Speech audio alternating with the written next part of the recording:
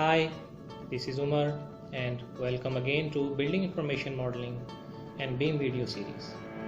As you know that I went to Tehran regarding a webinar and seminar, and the topic was steps toward successful BIM implementation in a project. This seminar or webinar was organized by one of the engineering group in Tehran, ED 808. At that event we had participants online and offline both.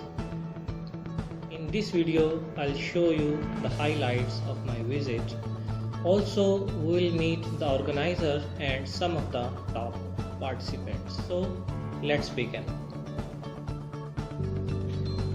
The duration of event was 16 hours, consisting 8 hours lecture per day.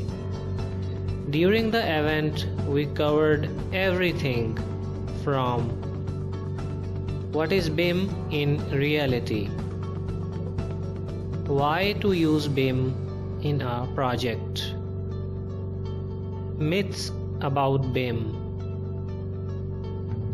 common BIM acronyms,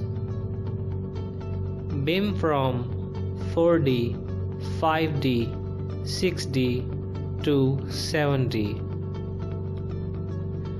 level of definitions, level of details, and level of information, levels of BIM,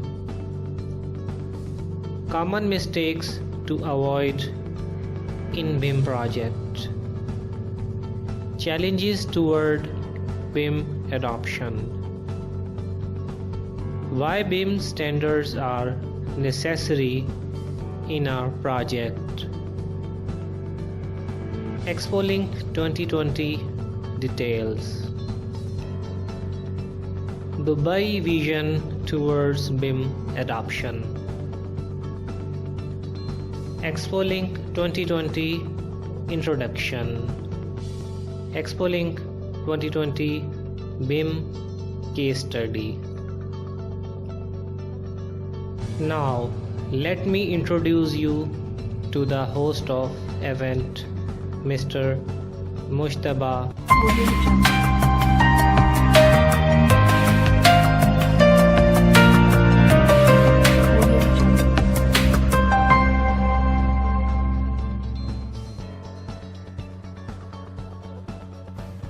Hi, this is Umar, and right now I am in Tehran regarding a webinar with title Steps Toward Successful BIM Implementation in the Project. And with me we have Mr. Mujtaba, the host of the webinar.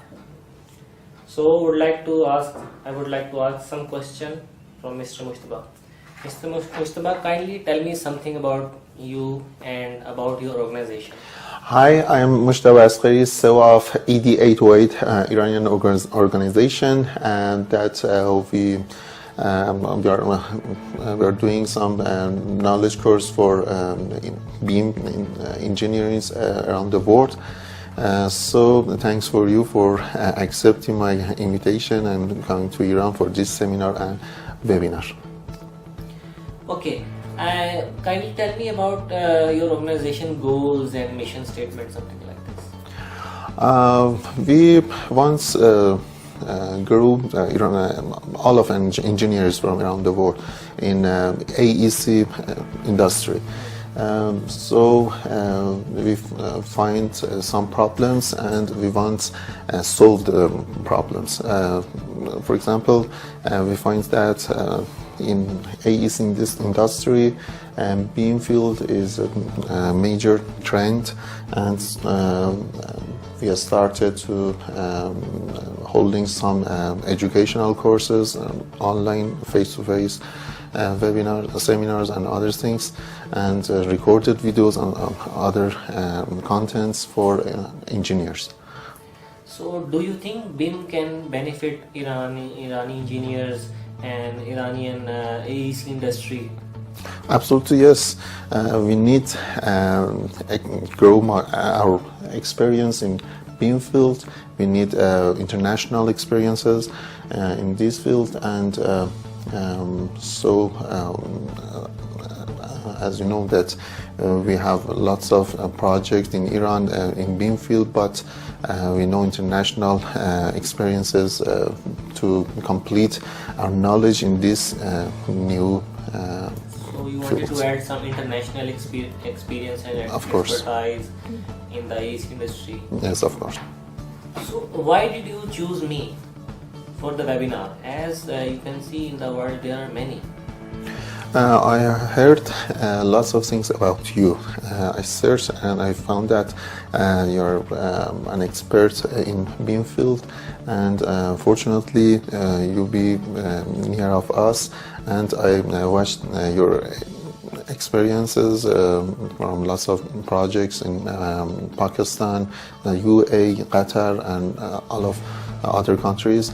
So I decided to invite you and share your experience to our engineers.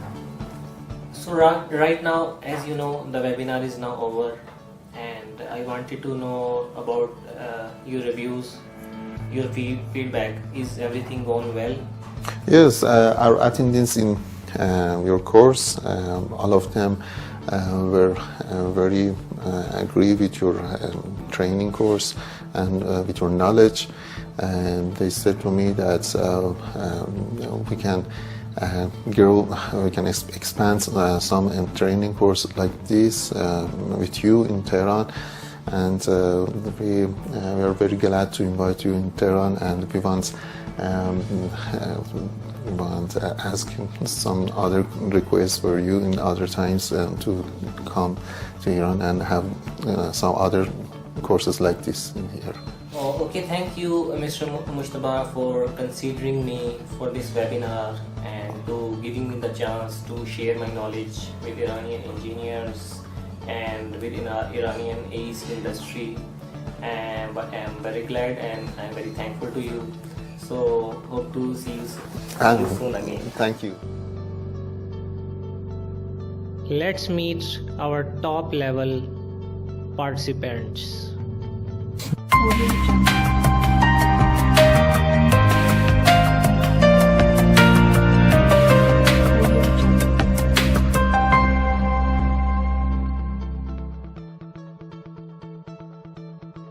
به نام خدا، مهدی رضایی هستم. محمد شاه نظری هستم. فرزانه قدیزاده هستم. سید حسین امام‌جمعه‌زاده هستم. محمد صنایع پسند هستم.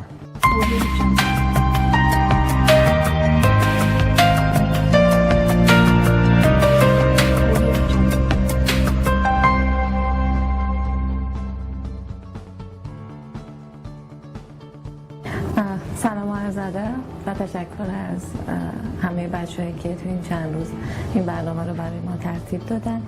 فرزانه قدیزاده هستم، دانشجوی دکترای مهندسی عمران گرایش مدیریت ساخت. من ارشد سازی دارم، لیسانسم عمران بوده و گرایش در واقع ارشدم سازی بوده. من دانشجوی دکترا هستم در رشته مکانیک خاکوپه، یکی از گرایشات مهندسی عمران هستش. کارشناسی ارشد معماری دارم و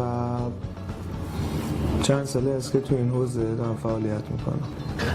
با توجه به اینکه کلا BIM توی دنیا داره در حال پیشرفته و یه بحث خیلی جدید میتونه باشه به نوعی، البته پیشینه خیلی قدیمی داره ولی کلا بحث جدیدیه و اعمال شدن اون توی در واقع پروژه های ساختمانی یه بحث جدیدیه. حدوداً یک سال و نیم هست که من در واقع به این موضوع علاقه‌مند شدم و قصد مهاجرت هم دارم به کشور دیگه و بابت همین موضوع تحقیق کردم، دیدم توی این کشور هم خودمون هم کشور دیگه در واقع این بیم خیلی بحث جدیدیه و جای کار زیاد داره و همین که کانسپتش، همین که در واقع کارهایی که اعمال کردن اون توی پروژه خیلی مهمه و علاقه‌مند شدم و تصمیم گرفتم تو این دوره شرکت کنم. من به واسطه رشتم وارد معماری شد، به واسطه رشتم وارد بحث سه‌بعدی یا اینجور چیزا شدم، ریویت رو یاد گرفتم. بعد از کار نرم افزارش خوشم اومد، حرفه یادش گرفتم، الان تدریسش میکنم و بعد که خود رویت رو باهاش آشنا شدم به این رسیدم که بیمی هست و بهش علاقه من شدم و اومدم دنبالش. داستان تقریبا یک سال گذشته شروع شد. اولین کنفرانس بیم که تو تهران تو مرکز تحقیقات ساختمان مسکن برگزار شده بود، تو اونجا شرکت کردم و علاقه من شدم به حالا مبحث بیم. در واقع من بیم رو از طریق اساتیدم آشنا شدم و تز دکترام زمینش در خصوص بیم و تاثیرش در ساختمان ها هست. در چند تا از پروژه هایی که حالا در ایران هم همکاری میکردم تا یه حدی این موضوع در واقع در موردش صحبت شده بود، منتها از لحاظ عملی کردن در پروژه ها در حد ساخت یک مدل 3D بود و جنبه‌های دیگرش خیلی در واقع ازش استفاده نشده بود. این دوره در واقع توسط آقای عمر در واقع برگزار شد. در واقع ایشون قرار شد این دوره رو پرزنت کنن و خب ایشون سابقه در واقع اجرایی در پروژه دارن در زمینه بیم. خب خیلی خوب بود و من علاقه‌مند شدم که تو این دوره شرکت کنم و از تجربه ایشون استفاده کنم.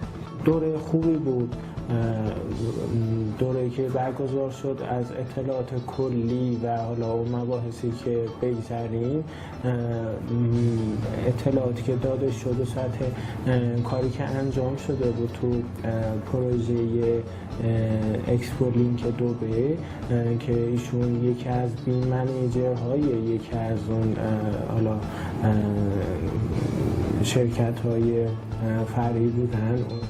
اول که باید تشکر کنم از در واقع سیویل 808 که در واقع این فرصت رو برای ما در واقع فراهم کرد توی تهران که این دوره برگزار شه و اینکه مطالب به چه صورت بود که مطالب خیلی عالی بود. یعنی ما واقعا اصلا انتظاری رو نداشتیم که به این صورت باشه. خیلی خوب بود. از پایه در واقع BIM توضیح دادن، به صورت خیلی عملی توضیح دادن و رسیدن در واقع به قسمتی که پروژه‌ای بود که در واقع ایشون بیم منیجر بودن توی اون پروژه و تجربیات خودشون رو یک سری تجربیات در واقع در اختیار ما گذاشتن.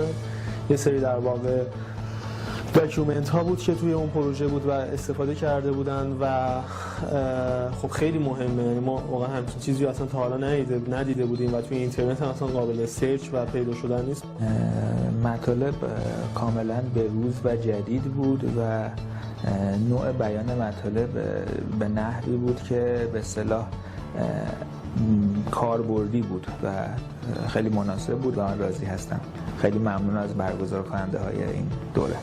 کیفیت دوره به نظر من میتونم بگم خیلی خوب بوده. تعریفی که از بیم داشتن تعریف واقعی بوده و اون اشتباهات رایجی رو هم که چه در ایران و یا در خارج از ایران هم تصوراتی که از بیم دارن رو ایشون برای من اصلاح کردن و خوشحالم از این که با این دید درست باهاش آشنا شدم. خود این دوره رو به نظر من خیلی مفید بود، خیلی خوب بود واقعا. کیفیت مطالب هم بسیار خوب بود چون که در مورد بیم خیلی اطلاعات منسجم و منظم مخصوصا تو ایران ما نداریم و هر کسی یه چیزی میگه، هر کسی یه تعریفی داره، هر کسی بسته به تجربهش یه مبحثی ها ارائه میده. ایشون خیلی جامع، کامل، مختصر و مفید به نظر من این مفهوم رو توضیح دادن. خیلی کلیدی بود و به نظرم خیلی دوره جامع و خوبی بود. به نظر من مؤسسه 808 میشه گفتش که وسواس خاصی رو در انتخاب استادشون به خرج دادن که خیلی ازشون ممنونم، چون ایشون میتونم بگم به صورت کاملا حرفه‌ای هم از جهت آکادمیک برای ما توضیح دادن و هم پروژه هایی که مال اکسپو 2020 دبی هست رو توضیح دادن که خیلی عالی بود و من استفاده کردم. ممنون از مؤسسه سیویل 808 که این امکان فراهم کردن. خیلی متشکرم.